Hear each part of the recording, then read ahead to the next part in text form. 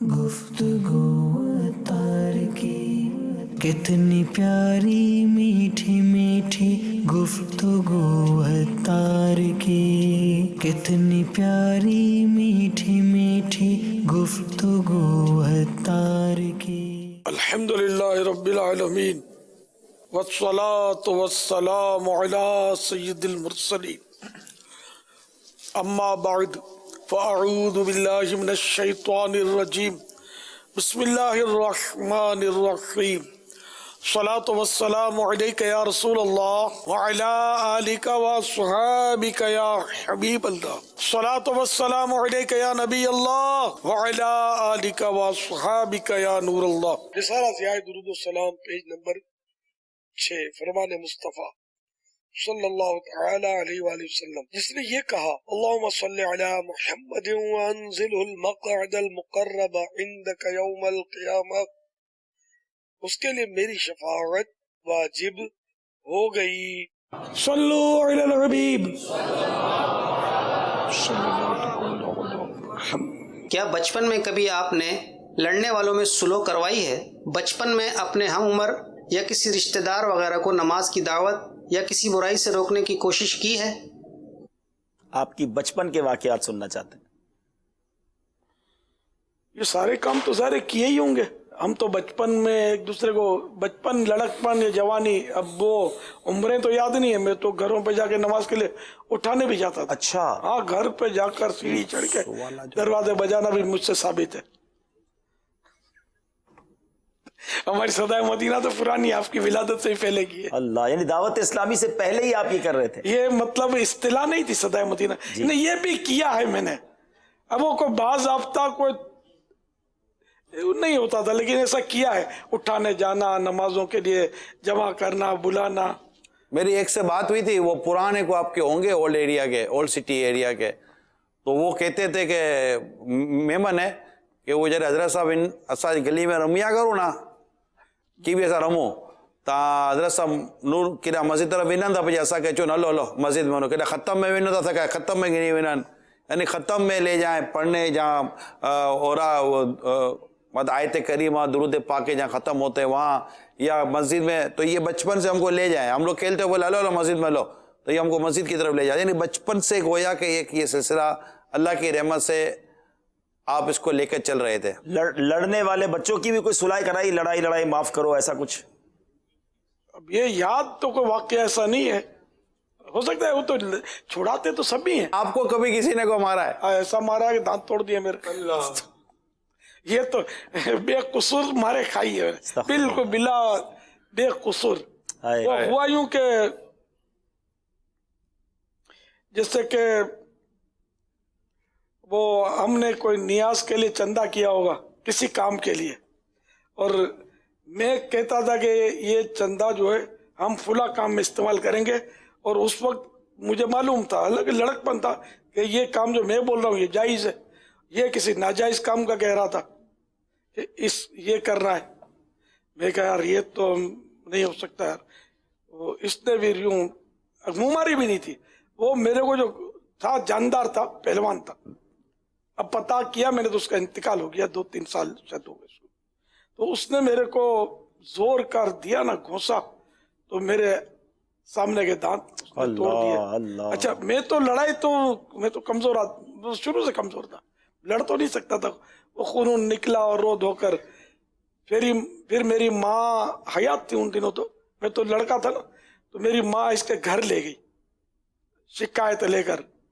تو وہ اس کی ماں نے بھی کوئی خاص لفٹ نہیں کرائی.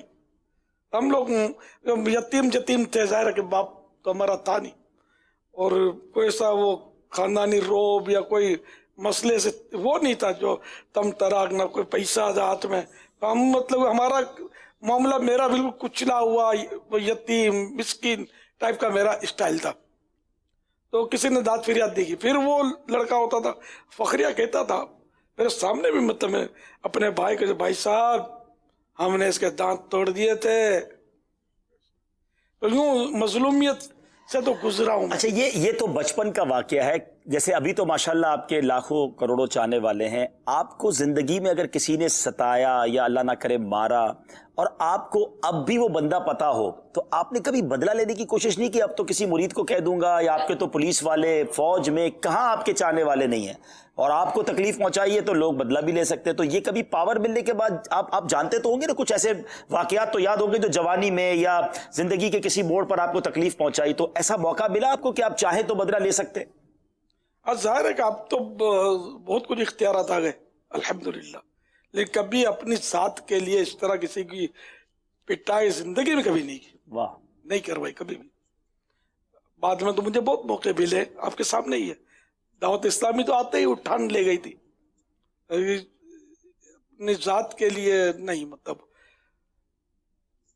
معاف کر دیا الحمدللہ. آپ نے. کیا بات ہے، یہ بہت کچھ سیکھنے والی بلکہ بات. معاف کرنے کا تو پرانا میرا ذہن ہے نا، واہ، معاف معاف معاف. مارے کھائی ہیں پٹتے ہی میں نے معاف کیا، پٹنے کے بعد فوراً معاف کیا ہوا. اللہ میں نے اس کو معاف کیا. بھائی اللہ. اب تو یہ نہیں ہے جب مجھے پاورز ملے تب کی بات کر رہا ہوں. اچھا. پھر بھی پیٹا ہوں.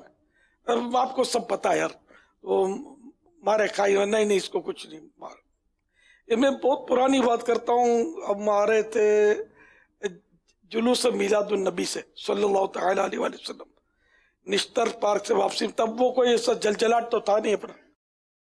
دعوت اسلامی بنی تھی یا نہیں بنی تھی یا بالکل نوی تھی، اب یہ تھوڑا یہاں وہ ہے کہ ہم جلوس ختم ہونے کے بعد بندر روڈ بھی خالی تھا اس وقت. اب جو جلوس وہ رات بھر چلتے رہے، یعنی رات دیر تک چلتے رہتے، وہ کیفیت ان دنوں نہیں ہوتی تھی. تو نشتر پارک سے مغرب تک سمجھو تقریباً وہ پھر سمٹ جاتا تھا. تو ہم واپسی آ رہے تھے اور یہ اپنے پرانی نمائش، وہ بنیادی مسجد ایک لبے سڑک روڈ پر ہی ہے، اس کے قریب سے ہم گزر رہے تھے. چند اسلامی بھائی، تو ایک سائیکل والا لڑکا جو تھا وہ سامنے سے آیا ہوگا اور اس کی سائیکل مجھ سے ٹکرائی، میں گرا نیچے. میں نیچے گرا تو اب چونکہ وہ تھوڑا اسلامی بھائی تھے جو مجھ سے عقیدت رکھتے تھے، میرے ساتھ تھے، تو اب میں نے دو کام کرنے پڑے مجھے. ایک تو یہ کہ جلدی نکل جاؤ آپ، اس کو کچھ نہیں بولنا، نہیں اب میں گرا پڑا ہوں اور اس کو بھی بچا رہا ہوں، ان کو بھی روک رہا ہوں کہ کہیں بیچاروں کو یہ پٹائی نہ کر دیں. یہ الحمدللہ میرا ذہن. اب وہ اس نے جان بوجھ کر تو مارا نہیں ہوگا، خود ایک تو بیچارہ خود ہی گھبرایا ہوا ہوگا کہ یار ایک آدمی کو میں نے گرا دیا سائیکل لگا کے، اور پھر اس کو مارے تو یہ جمتا بھی نہیں ہے. اس میں تو معاف بھی کیا کریں گے، اس کا قصور ہی کیا بیچارے گا، ٹکرا گیا ہو گیا. تو بہرحال یہ کہ اس طرح کا واقعہ مجھے یاد ہے. ماشاءاللہ الحمدللہ. کیا بات ہے، یہ بہت کچھ سیکھنے والی بات ہے کہ کنٹرول بھی ہو، بدلہ اور ریونج. غصہ آ جاتا ہے، آدمی اندھا ہو جاتا ہے. جی لیکن الحمدللہ مجھے غصہ بھی نہیں آیا. ماشاءاللہ. کورنگی میں جو واقعہ ہوا تھا اور اعتکاف کے اندر سے آپ کو کال آئی تھی اور آپ نے بتایا تھا کہ ٹیلی فون پر آپ سے بات ہوئی، جو ہمارے سینئر مبلغ ہیں وہ اس واقعے کے بارے میں کیا بتاتے ہیں، ویڈیو دکھاتے ہیں. محمد رفیق اتاری نانا کورنگی. امیر اہل سنت نے ایک واقعہ بیان فرمایا تھا مدنی چینل کے اوپر جناتوں کے حوالے سے. تو کورنگی نمبر 4 رضا مصطفیٰ مسجد کا، یہ غالباً 1995 کا واقعہ ہے. اس سے پہلے بھی بہت سارے واقعات رونما ہوتے رہے رضا مسجد میں، لیکن اس واقعے میں بہت زیادہ شدت تھی. میں محمد جمیل اتاری کورنگی سے 1995 میں رضائے مصطفیٰ مسجد میں جو اعتکاف ہوا تھا اس میں اعتکاف کی سعادت حاصل کی تھی الحمدللہ. میں نے یہ جنات کے واقعات یہ متواتر کئی سالوں سے ہوتے چلے آ رہے تھے. 23ویں شب کو جس وقت ہمارا لازم بات ہے کہ طاق رات ہے، اور طاق رات کے اندر صلاۃ و تسبیح اور صلاۃ و تسبیح کے بعد ذکر و اذکار کی محفل اور نعت خوانی کی محفل ہوتی ہے. اس محفل کے اندر انہوں نے ہمارے اسلامی بھائیوں کو پریشان کرنا شروع کر دیا. تو ایک اسلامی بھائی ہمارے وہاں اعتکاف میں بیٹھے ہوئے تھے، ان پر کافی انہوں نے ظلم و ستم بھی کیا، یہاں تک کہ ان کے پیر زمین پر اور کمر جو ہے نا وہ زمین سے اٹھی ہوئی تھی. جب ان سے پوچھا گیا کہ بھائی آپ نے یہ سب کچھ کیوں کیا، تو کہہ رہے ہیں یہ پان کھاتے ہیں، پان کھا کے تھوکتے ہیں، تو اس وجہ سے جو ہے وہ ہمیں تکلیف ہو رہی ہے، سزا کے طور پہ یہ سب کچھ کیا ہے. دو اسلامی بھائی ایسے مذاق مستیاں کر رہے تھے تو ان کو پکڑ کے کہا کہ دیکھیں قبر، سامنے قبر کا گڑھا دکھایا ان کو اور دکھا کر اس کے اندر کہا دیکھیں مسجد میں جو ہنستا ہے وہ قبر میں اندھیرا لاتا ہے. تو اس طریقے سے انہوں نے وہ اندھیرا اس کو دکھایا. تو اس طرح کے بہت سارے معاملات انہوں نے کیے، لیکن ایک دن گزرا، 2 دن گزرا، پھر امیر اہل سنت کی بارگاہ میں اسلامی بھائیوں نے حاضری دی اور امیر اہل سنت نے انہیں کچھ مقصد یہ کہ تعویذات وغیرہ دیے، تعویذات وغیرہ کے بعد میں انہیں کچھ ہدایت دی کہ اس طرح سے یہ کر لیں، لیکن معاملہ تھم نہ سکا۔ 28ویں شب کو جب یہ سلسلہ بہت زیادہ بڑھا تو ہم نے امیر اہل سنت کی بارگاہ میں سفارشات پیش کروائیں۔ پھر امیر اہل سنت چونکہ وہاں فیضان مدینہ میں اعتکاف میں موجود تھے تو آپ نے فرمایا کہ میں تو آ نہیں سکتا، تو پھر ایسا کرو مجھ سے فون پہ بات کرواؤ۔ تو ہم نے یہاں پر اس وقت موبائل کا دور نہیں تھا تو ہم نے لینڈ لائن یہاں پر اتروائی رضائے مصطفیٰ مسجد میں، فون پر باقاعدہ امیر اہل سنت کی اس جن سے بات کروائی۔ تو اس نے فون اٹھا کر امیر اہل سنت کو یہ فرمایا کہ میں تو آپ کا مرید ہوں۔ تو آپ نے فرمایا تم میرے مرید ہو، میرے مریدوں کو تنگ کر رہے ہو۔ تو وہ کہنے لگا کہ ہم ان کو تنگ نہیں کر رہے ہیں، یہ یہاں پر جو نا پان کی پی کے پھینکتے ہیں، مختلف اس نے جو نا شکایتیں امیر اہل سنت کی بارگاہ میں۔ تو آپ نے فرمایا کہ مطلب تمہیں کیا اللہ نے اس کی ذمہ داری دے کے بھیجا ہے کہ تم ان کو یہاں پر صحیح کرنے کے لیے آئے ہو، تم کون ہو یہاں پر؟ تو بہرحال یہ کہ وہ کہنے لگا میں تو چلا جاؤں گا، لیکن یہ میرا بڑا بھائی ہے، یہ مجھے جانے نہیں دے گا، یہ مجھے کہتا ہے کہ تم چلو اور یہ مجھے زبردستی لے کر آتا ہے۔ تو باپا نے فرمایا کہ اس سے میری بات کراؤ۔ تو وہ بڑا والا جو تھا وہ آنے کو ایگری نہیں تھا، اس کا نام تھا عقیل الدین۔ تو زبردستی وہ اس کو جو نا اٹھا کے لے کر آئے، فون کے پاس لا کر اس سے بات کروائی۔ وہ بات بھی نہیں کرتا تھا، اس نے صرف امیر اہل سنت کو صرف سلام کیا، السلام علیکم، اتنی زور سے اس نے سلام کیا کہ پوری رضا مسجد گونج گئی اس کی آواز سے۔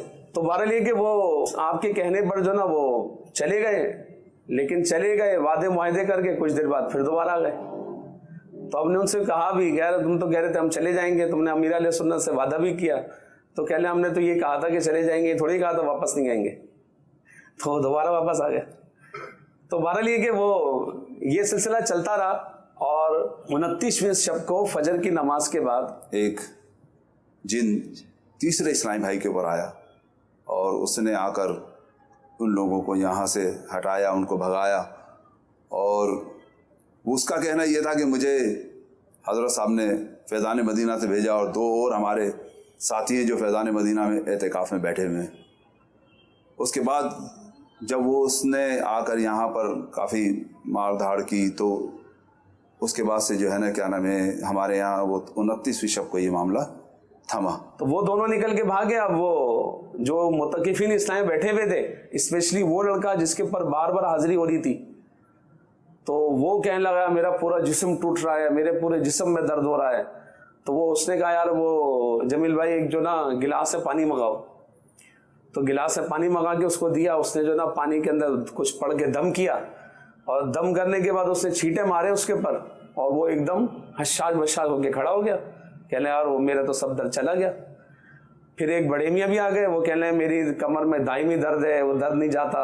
وہ دیکھ کر بیچارے وہ بھی آ گئے۔ تو وہ کہنے لگا لاؤ وہ چھینٹے ان کو بٹھاؤ، ان کو بٹھا کے ان کی کمر بھی چھینٹے ماری۔ وہ بڑے میاں وہ بھی کھڑے ہو گئے، یار میرا تو درد چلا گیا کمر کا۔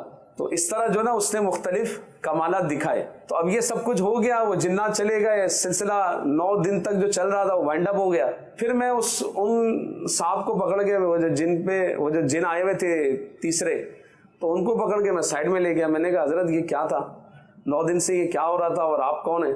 تو کہنے لگے یار جمیل مجھے جو نا بتانے کی اجازت نہیں ہے۔ میں نے کہا نہیں میں تو آپ کو ایسے نہیں جانے دوں گا، یہ جو کچھ ہوا بتاؤ نا ہوا کیا یہ؟ نہیں بس اتنا سمجھ لو کہ مجھے جو نا حضرت صاحب نے بھیجا ہے، حضرت صاحب نے بھیجا ہے اور میں فیضان مدینہ سے آیا ہوں۔ اب جب اس نے یہ بولا تو میں خاموش ہو گیا۔ پھر وہ بھی مطلب رخصت ہو گیا، کہنے مجھے دعا میں یاد رکھیے گا، بس میں اسی کام کے لیے آیا تھا۔ اور وہ اس کے بعد رخصت ہو گئے، سب کچھ ختم ہو گیا۔ 9 دن کا جو تھا، جو کچھ ہم جھیلتے چلے آ رہے تھے، وہ چند منٹوں میں ختم کر کے چلے گئے۔ مجھے یاد پڑتا ہے ایک کے چشمے اتارے تھے۔ اب آپ نے بھیجا تھا تو آپ کو یاد ہوگا۔ مجھے کسی نے، یہ لوگ آئے تھے عید کے دن ملنے کے لیے۔ اب ہے پرانی بات ہے، یہ بھی بھول گئے ہوں گے، چشمے اتارے تھے اس نے، چشمے۔ وہ بندہ تو یہ کہہ رہا تھا کہ ہمیں امیر اہل سنت نے بھیجا ہے۔ اب وہ دعویٰ یہی کر رہا تھا، لیکن اب میں اپنے اوپر اوڑھ کیسے لوں یار کہ میں نے بھیجا تھا۔ جنات آنے کا جو واقعہ ہوتا ہے تو کیا جنات کیا بدن کے اندر چلے جاتے ہیں؟ اس کو کیا کہیں گے آپ؟ حاضری آئے یا جنات آیا تو اس کو لے کے کہ عام عوام اس کو کیا لے؟ مطلب یہ کہ ایک طرح سے اس پر کنٹرول کر لیتے ہیں، کنٹرول کر لے۔ اب وہ یہ جن بول رہے ہوتے ہیں، وہ بندہ بے بس ہوتا ہے، होश में नहीं होता बाजों का। आपने जो चश्मे वाली बात की है, ग्लासेस उतार दिए, उसकी भी एक कॉल आई हुई है, वो आई कॉल ना? जी जी कॉल आई गई। आपकी क्या बात है, बल्कि उसकी वीडियो तासुरात आए हुए हैं जी, बताइए। जी जी। अरशद बेग अत्तारी, रज़ाए मुस्तफ़ा मस्जिद कुरंगी नंबर 4। रज़ाए मुस्तफ़ा मस्जिद में जो एहतिकाफ हुआ और उसमें जो जिन्नात की हाज़िरी का सिलसिला हुआ, और मेरे इस्लामी भाई जो मोतकिफ़ थे वो काफ़ी परेशान हुए, तो इस्लामी भाइयों ने फिर मशवरा किया कि अमीर अहले सुन्नत की बारगाह में इस मामले को पेश किया जाए, फिर अमीर अहले सुन्नत से जो है इसकी रहनुमाई ली जाए। बहरहाल मैं और हमारे 2 इस्लामी भाई और हम 26वीं शब को अमीर अहले सुन्नत की बारगाह में हाजिर हुए और ये सारा वाक़या अमीर अहले सुन्नत की बारगाह में पेश किया। अमीर अहले सुन्नत ने हमें कोई तावीज़ात दिए कि ये मस्जिद के गेट पे लगा दीजिएगा और तरगीब इरशाद फरमाए कि तमाम मोतकिफ़ीन से कहें कि वो ज़्यादा से ज़्यादा दुरूद शरीफ का फिर जारी रखें।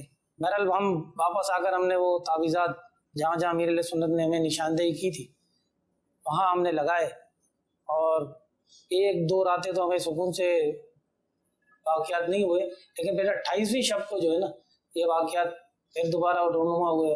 फिर 29वीं शब को जो है वो एक तवील सिलसिला हुआ जो रात भर जारी रहा, और ये जिन्नात के वाक़या, फिर अमीर अहले सुन्नत से टेलीफोन पे गुफ्तगू, और फिर फजर की नमाज के बाद तीसरे जिन की हाज़िरी, और फिर तीसरे जिन की जो हाज़िरी हुई फिर उसमें जो वाक़यात हुए उसमें कुछ इस्लामी भाइयों के साथ ऐसा भी मामला हुआ कि उनकी तबीयत किसी की ख़राब थी तो वो जिन ने पानी वगैरह छिड़का, जिसमें मेरे बड़े भाई थे वो चश्मा लगाते थे, तो उन्होंने कहा कि ये चश्मा क्यों लगाते, तुम्हें चश्मे की ज़रूरत नहीं, तुम्हारी नज़र सही है। उन्होंने नहीं, मेरी तो नज़र में प्रॉब्लम है, तो उन्होंने उतारो चश्मा और वो पानी उन्होंने दम करके उनकी आंखों पे छींटे मारे।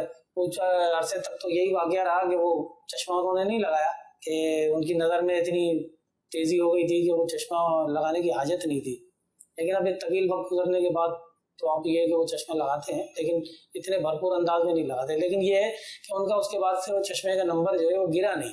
अब ये सारे वाक़यात जो है रज़ाए मुस्तफ़ा मस्जिद में जिन्नात के चलते रहे। फिर अब ईद वाले दिन अमीर अहले सुन्नत की बारगाह में हाज़िरी भी हुई कि जितने मुतकिफ़ीन थे वो सब मुलाकात के लिए हाजिर हुए। ये सारे वाक़यात अमीर अहले सुन्नत की बारगाह में पेश किए गए। ये सिलसिला यहाँ रज़ाए मुस्तफ़ा मस्जिद में जारी रहा। फिर इसमें कुछ कमी भी आई, अमीर अहले सुन्नत ने कुछ निशानियाँ की और हमें हिदायतें भी जारी की। तो उसके बाद से फिर मामलात कुछ इस अंदाज में नहीं हुए, जो पुरतशद्दुद वाक़यात हुए थे और उन्हें मारधाड़ की थी, परेशान किया था, उस अंदाज में ये नहीं हुआ।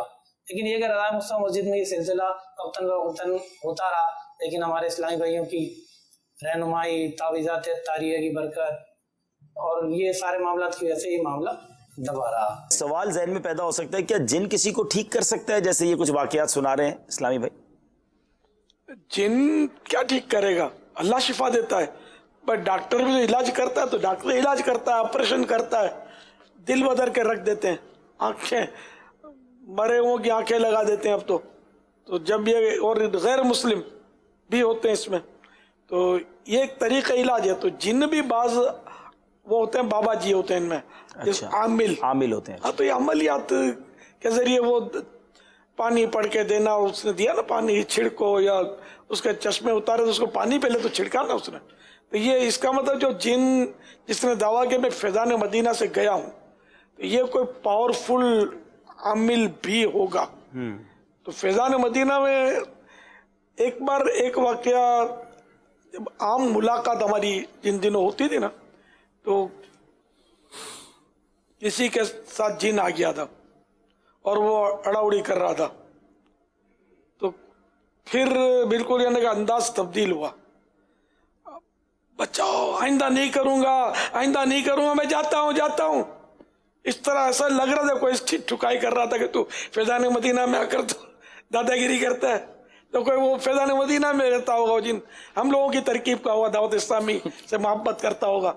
नहीं, दावत इस्लामी से मोहब्बत तो करते हैं। एक मेरे पास आमिल आता था, वो पुलिस वाला था और वो बहुत पुराना था, आता था। फिर एक बार उसने बताया कि मेरे पास 4 जिन है, मैंने सबको अत्तारी करवाया हुआ है और ये सब मदनी मुज़ाकरे में आते हैं, अरे वाह, इज्तिमा में आते हैं, मदनी मुज़ाकरे में आते हैं, इस तरह बताता था। अब वो बहुत अरसे किससे उसको देखा नहीं है, मैं खुद वो पहरे में आ गया हूँ ना, मैं पुरानी बात कर रहा हूँ। इस तरह जिन्नात की तो कसरत है ना, और आपको एक वाकया- मुसलमान भी कसीर तादाद में।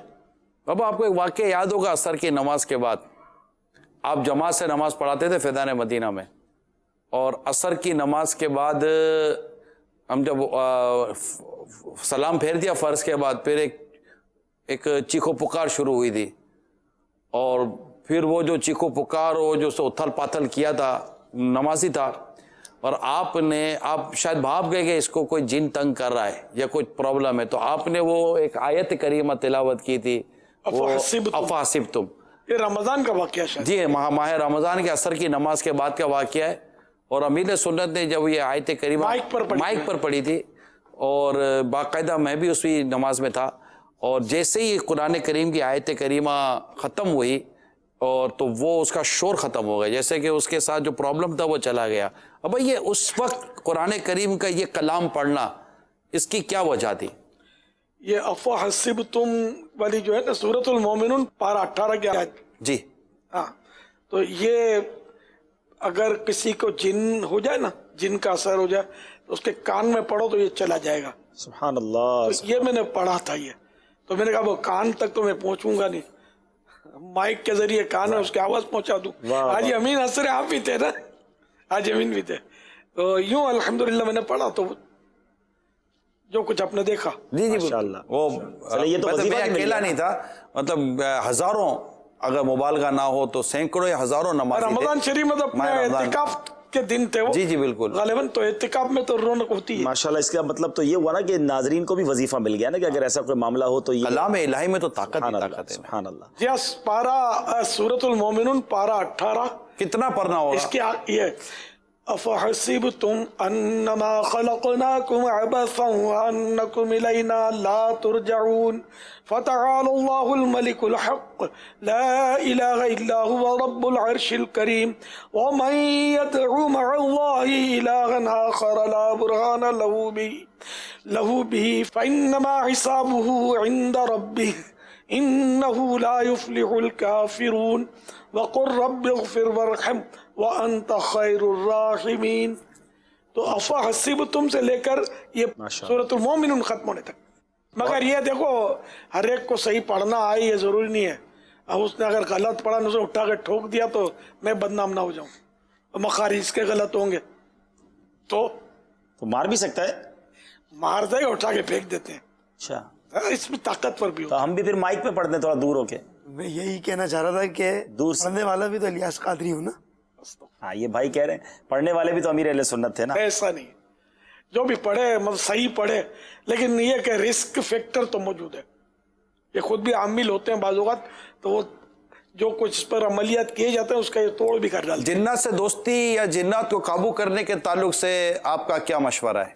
जिन से दोस्ती का आला हज़रत रहमतुल्लाह ताला अलैह ने ये फरमाया है कि शेख अकबर मुहियुद्दीन इब्न अरबी रहमतुल्लाह ताला अलैह फरमाते हैं कि जिनकी दोस्ती से कम आदमी में तकब्बुर आ जाता है, मुतकब्बिर हो जाता है। देखो अब जैसे कि इसको दुनियावी मिसाल ये कि किसी पुलिस से दोस्ती हो या बिलफर्ज SHO से किसी की दोस्ती हो, थानेदार, और ये थानेदार के साथ साथ निकले, पैर जमीन पर पड़ेंगे नहीं से, या दोस्ती भी होगी तो किसी से कुछ मुंह मारी हो तो बोलेगा पता है उठवा लूंगा, SHO से मेरी दोस्ती है। तो अब जिन से दोस्ती हो तो SHO भी क्या करेगा? तो ये जिन्नात किसके काबू में आएंगे? चले अब चलते हैं, वो हमारा जो एक और वाकया हुआ था, वो ट्रेन में आए थे इस्लामी भाई, तो उस कॉल की तरफ भी चलते हैं कि वो क्या हुआ था वाकया। फयाज अत्तारी रुकन जोन मालियात रहीम यार खान जोन से अर्ज कर रहा हूँ। ये वाकया जो है खानपुर मिर्चावाला ज़िला बहावलपुर का है, और उसमें मैं हाजिर हुआ था, और ये मेरे बरादर निस्बत ही थे मोहम्मद नईम। तो इसने मदनी मुज़ाकरा जब सुना था जिन ने, तो उस वक्त उसने कहा था कि मैं इस अमीर अहले सुन्नत की ज़ियारत करना चाहता हूँ। तो फिर मुझसे रब्ता किया गया, तो मैंने उनको अर्ज़ किया कि भाई अमीर अहले सुन्नत तो दुबई हैं इस वक्त, यहाँ पाकिस्तान नहीं है। तो उन्होंने फरमाया कि जिन ने हमें बताया कि पापा जो है वो तशरीफ़ ला चुके हैं बाबुल मदीना। तो फिर मैंने जब बाबुल मदीना रब्ता किया था तो बताया गया कि अल्हम्दुलिल्लाह पापा जो है वो कल ही तशरीफ़ लाए हैं। تو پھر ٹرین کے ذریعے ہماری حاضری ہوئی باب المدینہ کراچی اور آپ کی بارگاہ میں حاضر ہوئی، تو وہ جن جو ہے وہ مسلمان بھی ہو گیا اور آپ نے اس کا نام بھی تجویز کیا تھا غلام غوث، اور اس نے وعدہ کیا تھا کہ پنجاب جا کر جو ہے میں اس کو نعیم کو چھوڑ دوں گا، تو الحمدللہ اس نے چھوڑ دیا تھا۔ الحمدللہ چھوڑ دیا تھا۔ اچھا، اب یہ ارشاد فرمائے کہ جن نے بتایا کہ امیر سنت کراچی آ چکے ہیں، تو یہ ان کو کیا غیب کا علم ہوتا ہے جنات کو، یا اس جنات کے متعلق کہ ان کو غیب کا علم ہوتا ہے؟ اس حوالے سے ہمارا عقیدہ کیا ہونا چاہیے؟ جنات کو علم غیب نہیں ہوتا، ان کے بارے میں علم غیب کا عقیدہ رکھنا کفر ہے۔ استغفر اللہ۔ قرآن کریم میں بالکل صراحتاً ذکر ہے حضرت سلیمان علیہ السلام کے واقعے میں۔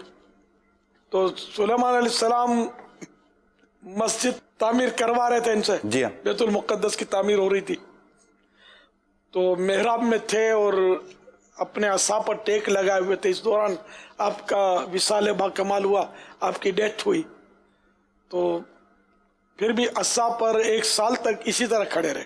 آپ کا بدن مبارک، حالانکہ روح یعنی کہ ظاہری طور پر آپ وصال پا چکے تھے۔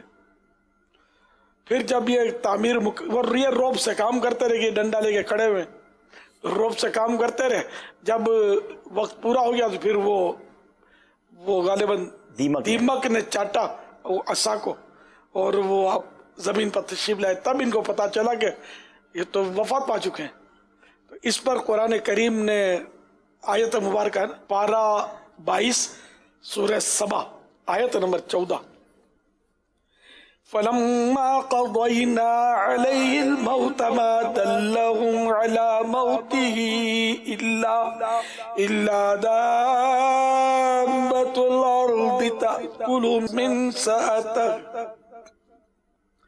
فَلَمَّا خَرَّ تَبَيَّنَتِ الْجِنُّ أَن لَّوْ كَانُوا يعلمون الغیب ما لبثوا فی العذاب المہین۔ ترجمہ کنز الایمان۔